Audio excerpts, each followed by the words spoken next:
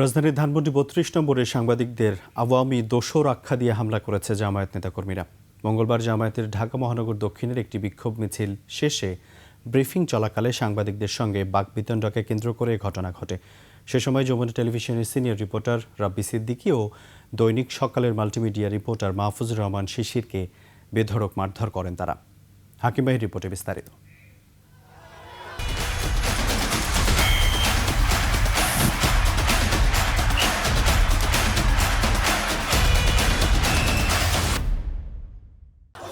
রাজধানীর ধানমন্ডি ৩২ নম্বরে পেশাগত দায়িত্ব পালনকালে বাংলাদেশ জামায়াতে ইসলামীর নেতাকর্মীদের মবের শিকার হয়েছেন সাংবাদিকরা।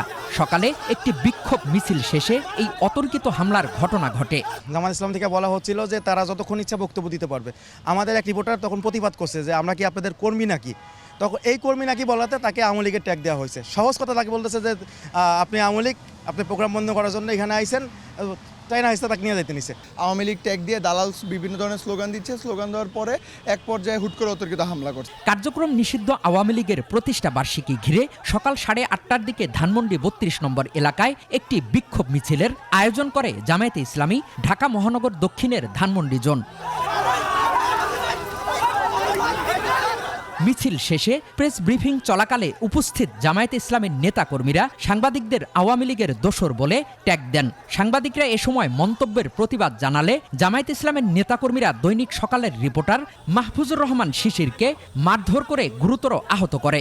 এই রাস্তায় ফেলে দিনে দুপুরে এই প্রকাশ্য দিবালোকে মিডিয়ার সামনে তারা একজন গণমাধ্যম কর্মীর উপরে কি ধরনের আক্রমণ করতে পারে? আমি জামাত দুইটা সাংবাদিক, এরপরও তারা আমারে মারছে। কর্তব্যরত সাংবাদিকরা আহত সাংবাদিক মাহফুজুর রহমান শিশিরকে উদ্ধার করে চিকিৎসার জন্য একটি বেসরকারি মেডিকেল কলেজ হাসপাতালে নিয়ে যান।